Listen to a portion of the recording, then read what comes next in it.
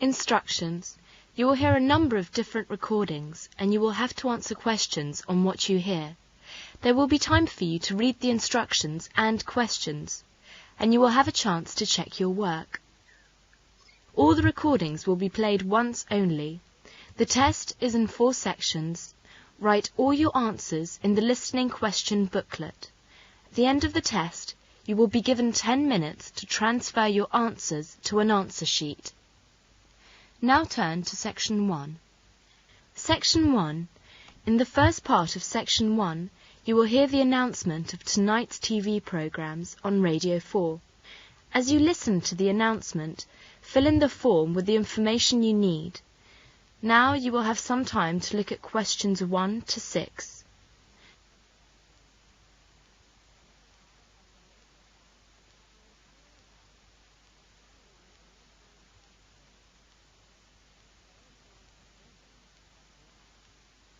Now listen carefully and answer questions 1 to 6. TV programmes. Good evening. You are listening to Radio 4, and this is Steve Collins with news of some of tonight's programmes. At 8 o'clock on BBC One, Ron Fleming talks with Alan Cross, an American writer of Western stories. He has written about 20 novels about cowboys. That's all in Face to Face at 8 o'clock on BBC One. Following that, at 9 o'clock, it's the film. You are going to have Titanic. It captured 14 Oscar nominations, including Best Picture, Best Director, and Best Actress for Kate Winslet. Watch Titanic at 9 on BBC One.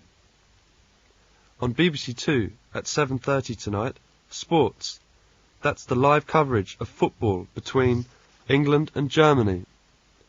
In tonight's What Do You Think? On channel BBC Two at 10 o'clock.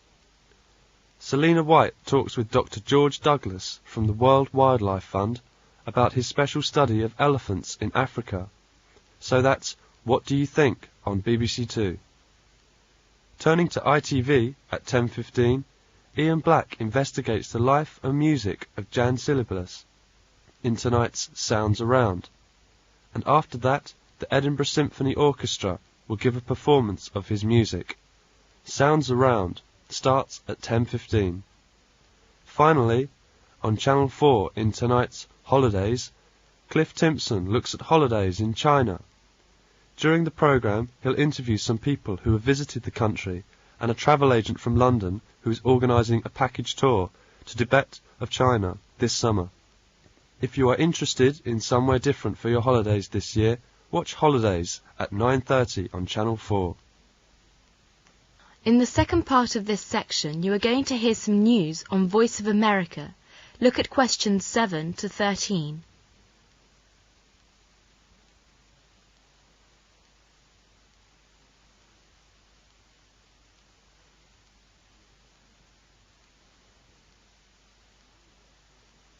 Now listen to the news and answer questions 7 to 13.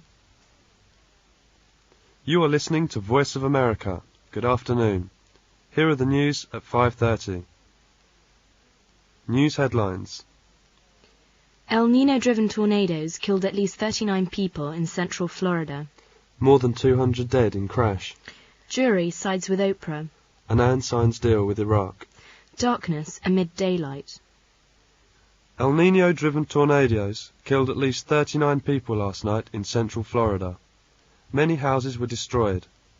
Some people escaped from tornadoes wearing only pajamas. The weather left 180,000 customers without power. Meanwhile, a warm El Nino winter started many plants booming early. Now a bitter cold front, forecast in northern Florida today, threatens to destroy some crops. More than half the peach and strawberry crop is in bloom and threatened by the cold snap. Flight C-1676 crashed and exploded in fog and rain Monday night near Taipei Airport as it returned from the resort island of Bali, Indonesia.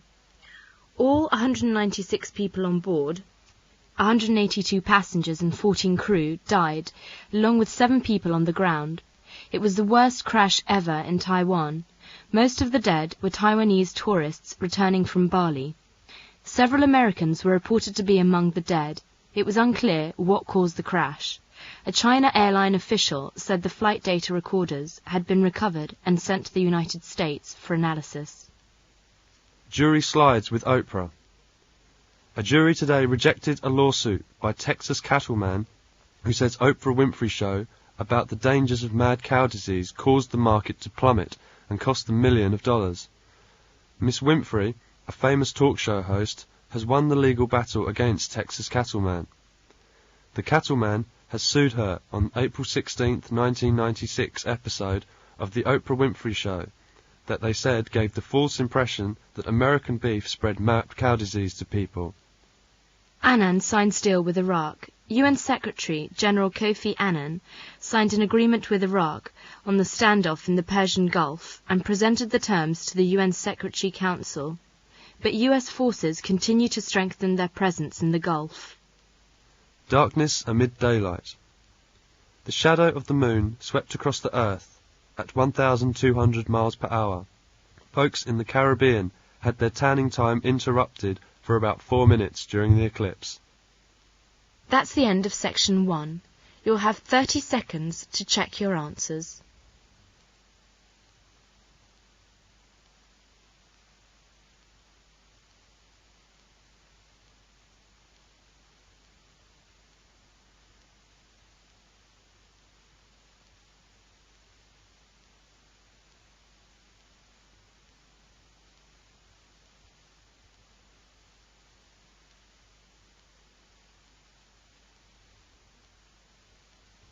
Now turn to Section 2. Section 2. In Section 2, you will hear a conversation between Pat and her friend Clara and an interviewer. First, listen to the conversation. As you listen to the conversation, write T if the statement is true, F if the statement is false, or N if there is no information given. Now you will have some time to look at questions 14 to 16.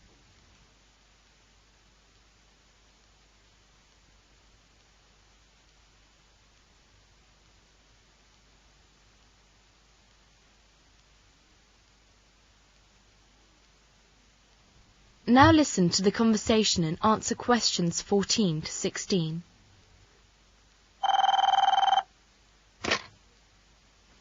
(6321947). Is that you, Clara? Yes, who's calling? This is Pat. Hi, Pat, how are you? I haven't heard from you for ages. What are you doing? Nothing very interesting. That's the reason I'm ringing. I need some advice from you. I want to ask you about interviews. Have you had a lot of them? Yes, I have too many. I know you're a very successful woman. Could you tell me the sort of questions you're usually asked? Let me think. The first few questions are almost always the same. I call the "wh" questions, such as, why do you want to leave your present job? Will you speak slowly? I want to write them down. I'm ready now. Go on, please. Yes. Why do you want to leave your present job? Why are you interested in the new job? Where did you graduate? When was that? What was your major? How much are you paid in your present job? How much do you expect to be paid in the new job? Where do you live? How do you get to work? Oh yes, I'm always asked if I'm married. It's very boring. They're very helpful. Thank you very much. You know, I'll go for an interview tomorrow. Oh really? Good luck. The next day, Pat is in the interview room. Listen to the interview. First, you'll have some time to look at questions 17 to 19.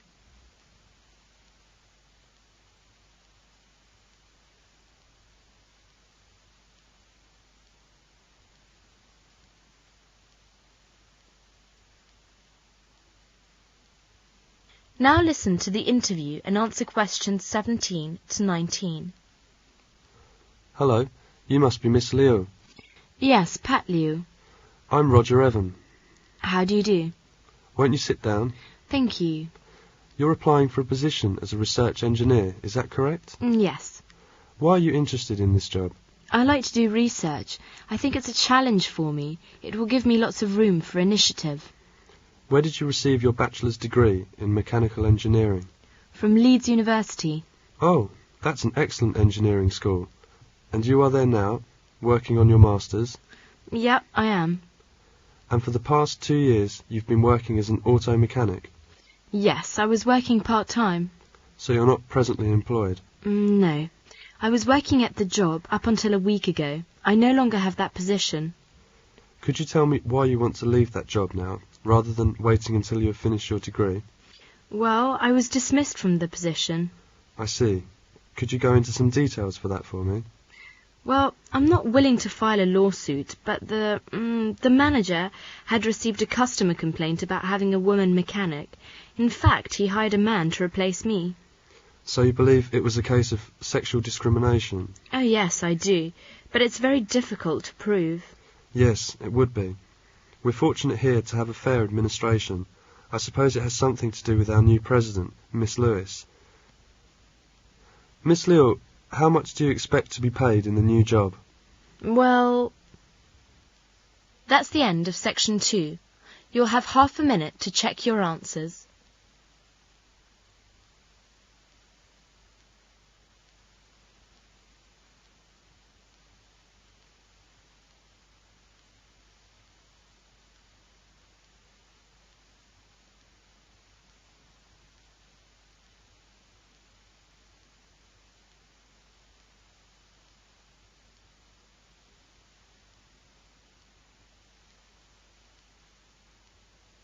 Now turn to section 3. Section 3. In section 3, the interviewer will talk with 3 people. The first one is John, who is British but has worked in Japan. He talks about his experience of living and working in Japan. As you listen, fill in the gaps. Now you will have some time to look at questions 20 to 24.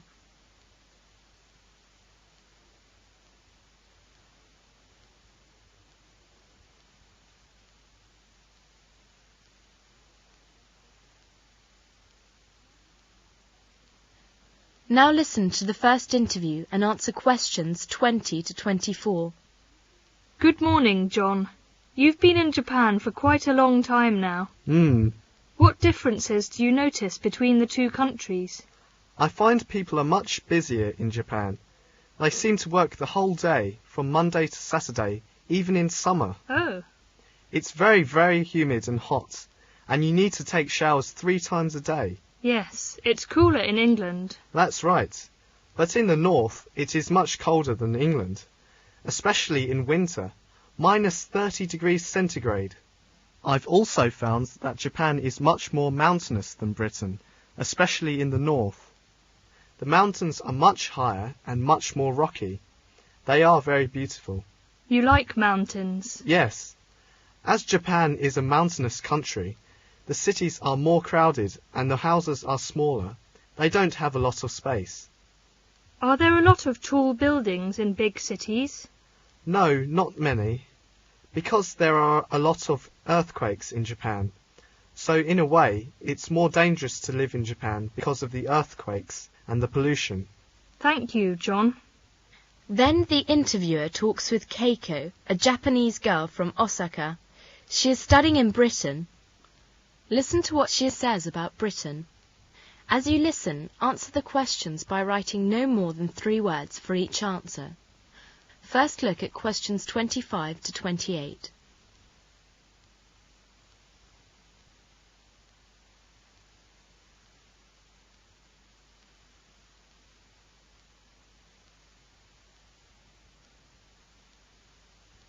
Now listen and answer questions 25 to 28. Now let's talk with Keiko, a Japanese student studying in Britain. Hello, Keiko. How long have you been studying in Britain? Hello. About 3 years. So, what differences do you notice between the 2 countries? Obviously, the biggest difference is the people.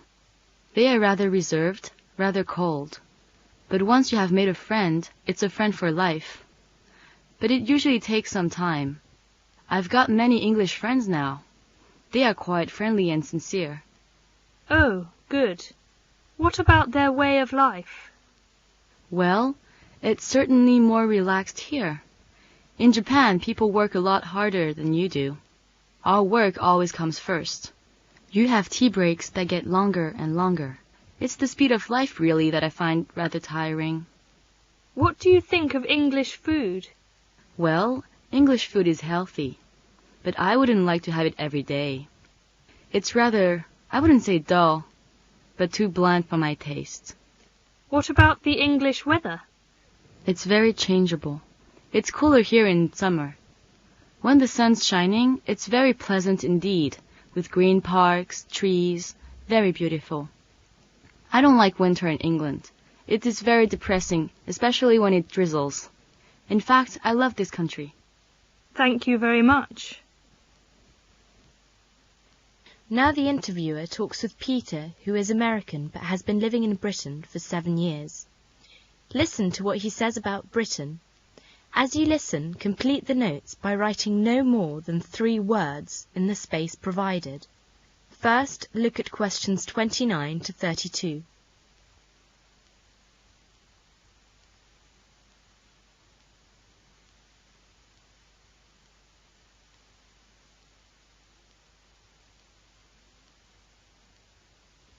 Now listen and answer questions 29 to 32. Hello, Peter. You've been in Britain for quite a long time now. Yes, for 7 years. What do you think of the English weather? Well, it's rather cloudy and depressing, but I like spring and autumn best. I think they are the loveliest time of the year. And what about English food? I think the English food is dull, and there is very limited selection of dishes. But there are many excellent restaurants serving food from almost every country in the world, such as Italian, French, Greek, Indian, Chinese food. And what about the English people? How have you found them? I find them very reserved and not very open. The English people intensely dislike social intercourse and do not like to talk actually to others about themselves or have any interest in knowing other people's business. If there are 2 people in a carriage in England, it is likely that each will read his own newspaper without exchanging a word. How about in the United States? Well, it's very different. We start conversations with people in the street, in the subway. We're a lot more enthusiastic and spontaneous than people here. But it seems, when you get to know them, they're very friendly. I've got many English friends now in England. What about your impression of living here? I think life's a lot easier and more efficient in the States. It's easier to make money and it's easier to spend it. Shops are open all the time over there. Here in England, you've got to race to reach the supermarket by 5:30. In the States, there are all sorts of services to make life easier. But I find life here safer and more relaxed. Americans work much harder than you do. For us, work is the most important thing in our lives. But to the English people, their private lives are important. Their holidays are important. You know, holidays seem to be longer here. Well, I take it you have a pretty negative opinion of England. You would think so from this interview, wouldn't you? No, in fact, I really love this country. I find life much more enjoyable. Maybe I've got into English habits and got used to the English way of life. You know, I go home once a year and always look forward to coming back here. OK, thank you. That's the end of section 3. Now you'll have half a minute to check your answers.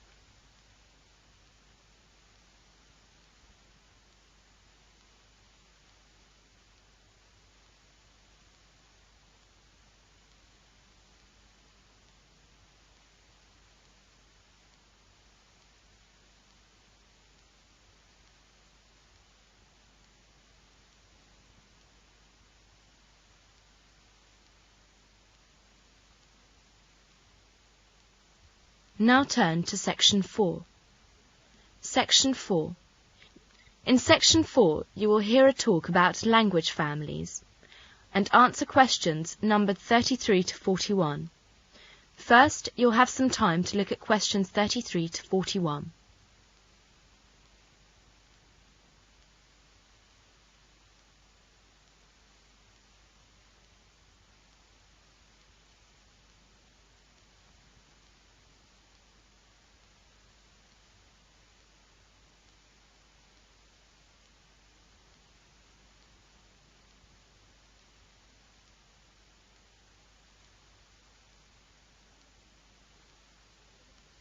Now listen to the talk and fill in the table with the information you need. Good morning, everyone. Today I'm going to talk about some large language families. I'll start my talk with 2 questions. Do you know how many languages are used throughout the world today? How many major language families are there? Okay, there are more than 3,000 languages used throughout the world today. Almost all of these languages belong to a much smaller number of language families. All of the languages within a language family are related, and all of them have a similar history. Therefore, the grammar, vocabulary, and sounds of related languages are similar. In addition, the way of thinking and the style of talking among related languages is similar. Even though there are over 3,000 languages that are used today, there are only about 20 to 30 major language families. Let's take a brief look at some of the largest language families. Each of these large families includes many individual languages. The language that we are using now is English. As everybody knows, English has become a world language because of its establishment as a mother tongue outside England. It's spoken by 320 million people. English is a member of the Indo-European language family. This large language family includes most of the languages that are spoken throughout Europe. Languages such as English, French, and Greek. Of course, nowadays, many Indo-European languages are spoken in other parts of the world. For instance, Spanish, which is an Indo-European language, is spoken throughout South and Central America, but originally it was spoken only in Europe. Another large language family is the Afro-Asiatic family. It spelt it A-F-R-O-A-S-I-A-T-I-C.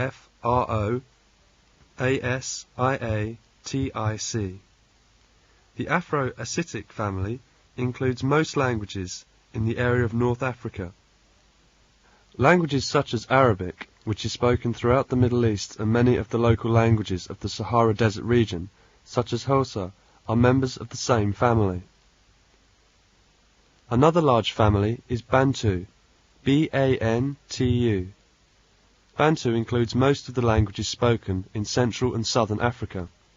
Languages such as Swahili, which has millions of speakers, and smaller languages such as Zulu, which has close to 100,000 speakers, belong to the Bantu family. There are over 250 members of this family. In the past few hundred years, there has been a great deal of change in Africa, and outside languages such as French are now spoken in some areas of Central Africa and Southern Africa. A fourth large group of languages is the Sino-Tibetan family. Sino-Tibetan includes all dialects of Chinese, which is perhaps the most widely used language in the world. There are nearly 800 million speakers of Chinese dialects. Sino-Tibetan also includes the languages of Southeast Asia, languages such as Vietnamese and Thai. Of course, not all the languages of East Asia belong to this family. Some languages, such as Japanese, seem to be completely unrelated to the Sino-Tibetan family. Still, another major language family is Polynesian. I'll spell it P-O-L-Y-N-E-S-I-A-N. The Polynesian languages are island languages. They are spoken on the islands around Indonesia, and on the many islands eastward all the way to Hawaii, and on the islands west all the way to Madagascar, off the east coast of Africa. Hawaiian and Indonesian are examples of Polynesian languages. Apparently, these languages were spread by travellers from island to island, and then each group of islands developed its own individual language. These 5 language groups, or language families, that we have mentioned here are only a few of the major language families from around the world. There are many more. You should also note that each major language family has several smaller families within it. That is the end of section 4. Now you have half a minute to check your answers.